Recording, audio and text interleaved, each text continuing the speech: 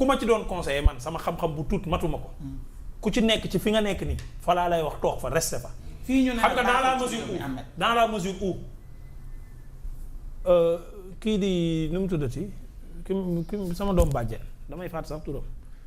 Ousmane Sonko bés bu démissionné xam nga luy xew. bés bu démissionné mooy privilège yi la kii doon wax lépp da koy ñàkk. et risque la. risque la non loolu waxin la ci dëgg risque la analyser politiquement. oui mais et le Sénégal dans tout ça. mais réew mi politiquement la yor ñun añeewuñu politique réew mais politiquement la yor politiquement la yor sa lépp politique ko yor.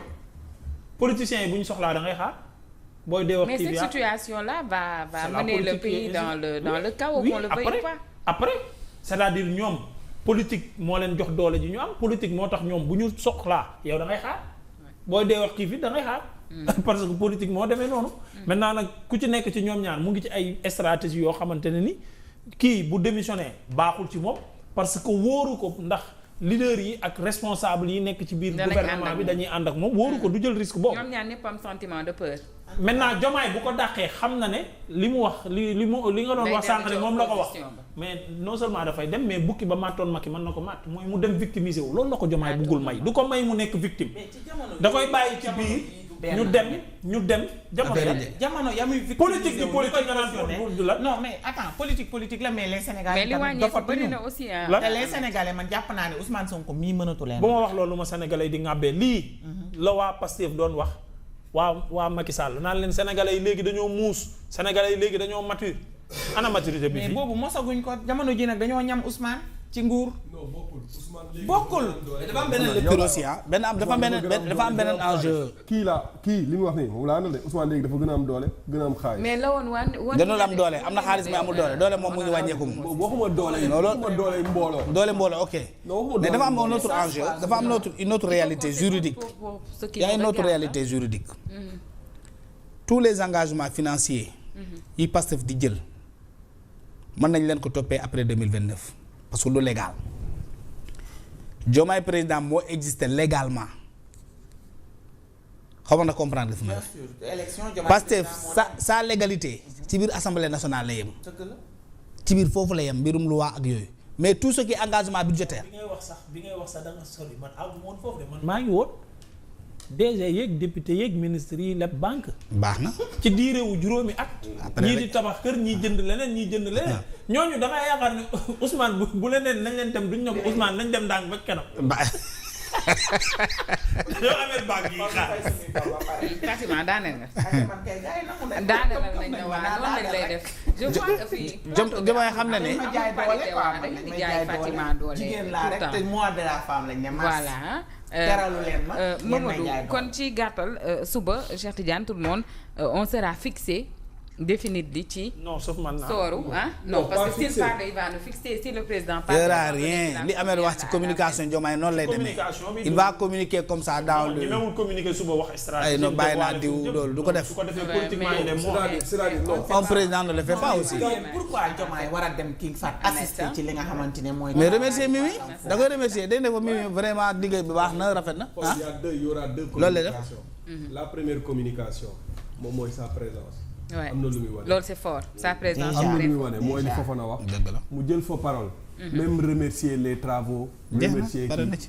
même loolu. c'est un signe d'engagement. merci beaucoup. loolu lay waxee sax. signe d'engagement c'est le début bu nga xamante ne waa Pastef nag ci la ñuy doog a xam ne waa ji acté na sa rupture. là c'est la séparation est actée effectivement. parce que pareetul voilà pareetul pour delluwaat Pastef il va continuer pour Diomaye président. yow fi nga dem daa sori yow Bassirou Kébé bëgg dem dañ ko fi teggi teg ka nekk Diomaye président. waaw. léegi météo réseaux sociaux yi laa leen dem waa Pastef lii ku ma ko waxoon du ma ko gëm bàyyi ma politique laay mital la dëgg wooy mu tale saagante ne saag bu demee 10 heures la defe naa 15 heures maa ngi Facebook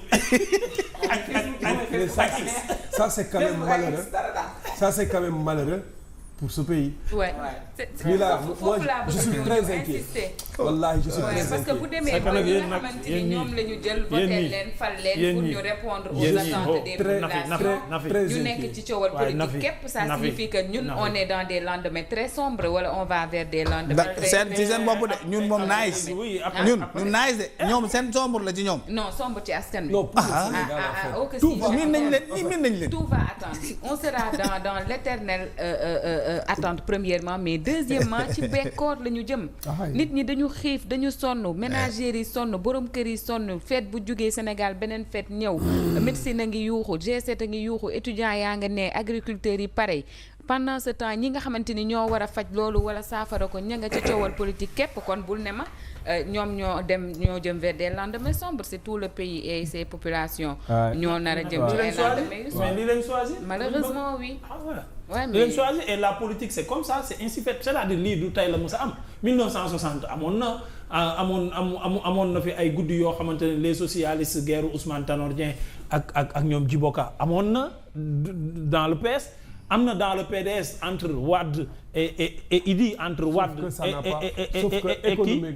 sauf que économiquement sauf que c'était pas le président et le premier ministre lii bu ñu koy tëkkalee dañ koy xaw a tëkkalee mu mel ni non dama ne la problème yi non je te parle Wade Idi nga ne je parle le président et le premier ministre non c'est-à-dire moo tax ma changé waat sama wax ji moo tax ma ne la dama xalaat Wade Idi bi nga wax mais dama ne la sauf que amul woon impact négatif ci économie réew mi comme ni mu amee impact bi xam nga Wade avait le courage de limoger Idrissa Seck effectivement ñu continuer di liggéey après problème politique moo desoon diggante Wade ñu nekk di wax problème politique mais fii c'est un problème de tout un pays c'est-à-dire le problème politique dafa impacter l'économie impacter la diplomatie impacter lépp parce que le président est toujours président le premier ministre est toujours premier ministre il y a une cohabitation douce. Maintenant pour l'économie je vais te donner des exemples. 1960 Senghor dafa freiner tout le pays. Oui. Maintenant c'est semblable pour Idrissa Seck xamoon nga Jean Lefebvre. Jean oui. xamoon nga lu ko yóbbu. mais histoire problème mu santé de Thiès presque dafa laal BTP bi. Baaratal daal di dem Ardo. xeex boobu il a fait les frais dafa laal BTP laal économie tout l'économie la laal. maintenant les socialistes avec les licences de pêche coow lu dul jeex la. bokk na ci lu yóbbu pêche bi nii nërmeel ko ba guddi yi ñu toll. c'est-à-dire xeex yooyu mënul bañ a laal économie. c'est-à-dire bii dañ tombé ak moom réseaux sociaux yi coow yu bëri rek. il y a forcément ba les médias yi ñoo bëriwul woon. mais c'est-à-dire lii gëju léegi les sénégalais. xoolal fii oui. xam nga yow benn secteur lay laal ak ay deux secteurs benn secteur. mais xoolal fii ak fii nii instant bi nii maanaam ban secteur le problème bi. mais la différence laa la bëgg a wax xam nga lan la différence. ñii dañoo mënut. ñii du guerre bi moo laal secteur ñi même bu ñu jubóowee dara du dem mënuñu. bu ñu xuloowee dara du dem moo tax xuloo beeg jubóo bi ñun on a rien à perdre du dem. c'est l'incompétence qui est là. voilà ñun on a un problème avec l'incompétence ak l'inculte. ñaari problème ñun ñooñu lañ amal problème du diwo bi am problème ak. Aïcha kon yàlla na sunu borom taxaw. parce que bii passé conseil des ministres ay retraités la dem indi. mu def loolu. Oui, c'est une manière de dire que ñi fi nekk. on n'a pas les personnes qui font la place. Pour la jeunesse, on n'a pas la main d'œuvre. Oui. waaw retraite tey boo doon nommé PCA et puis hôpitaux yu mag yi ay retraités ñoo xam ne ay éminents professeurs la jël professeur Amadou Gallo Diop ak ñeneen ak ñeneen. Donc c'est pour loolu tamit. C'est pour dire que le gars mi ngi xool maintenant sur quel peut-être nan laa ko mën a tuddee oui sur qui compter. kan ak kan la war a mën a jël pour teg leen. il est en train petit à petit de Mamadou. mais Mamadou Ousmane nee na moom Pastef moo ci gën a néew xam-xam ñoom maanaam dañoo am xam-xam. non mais quand on parle de 4000 cadres sax mais dañ ne c'est des patriotes engagés yoo xamante ne nii toog nañu bind nañu xalaat nañu entre autres ñooñu xanaa poste yi ne ci réew mi matul 4000 laa yaakaar wala ñu avancé. nañ dem. foog ñu wax ci votre problème c'est parce que vous avez cru à ça. foog ñu wax ci Cheikh Omar Diagne ak maître Moussa Diop mi nga xamante ne nii taf convoqué nañ leen fële ca sûreté urbaine bésu tey je pense que seen convocation c'était à 9h ou 15h. à 10h. à 10h. il y a énormément de soucis ak seen convocation yi. maître Moussa Diop il a dit clairement hier dans une émission que moom kenn convoqué wu ko. du appel du message du convocation bu ñu ko andil. kon convoqué nañ leen bi ci réseaux sociaux yi. Cheikh Omar Diagne a reçu un message. SMS Cheikh Omar Diagne a reçu un message. un SMS de pour sa kon convocation. parce que bu xëyee ci xibaar yi tey ba ñu bari daal di koy une rek ça signifie nettement que fu leer lañ ko tibbee ñoom. am na ko wax ne dina porter plainte de. sur la convocation de maître. noonu ci déclaration waa ji ma ne ko tem ngaa noppi rek. waa ji de li mu déclaré démb da koo gën a leeral sax. waaw nee na dina porter plainte de. Moussa moom en tout cas y a quelqu'un da koo gën a leeral. quelqu'un qui annonce une plainte contre un avocat. contre un avocat maître Moussa.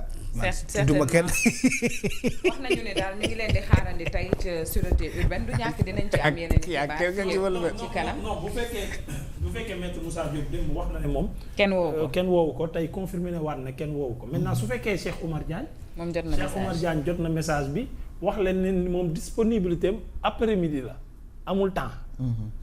nee na nag mu ngi leen di dégluwaat ba léegi waxuñu ko dara ñiy wax daw naag dawul ak nangam ak nangam. mais ak li xew. ak lu mën di xew ah. c'est-à-dire ñoom ñaar propos yi ñu tenir bu fekkee maître Moussa Diop la lii laa gën a d'accord mooy waa ji gars yi plainte ko. parce que bu fekkee li mu wax Ousmane ñooñu ñëpp ay xaritam lañ mais du gravité bi du wax ne diw sa xarit la gravité bi mooy sa xarit yi ay borom ñaari tur lañ. donc xarit yi ñu jiiñ borom ñaari tur man ci logique ñooñu ñoo war a plainte. voilà pas mooy maintenant bu fekkee cadre dafa wax ne ñoom.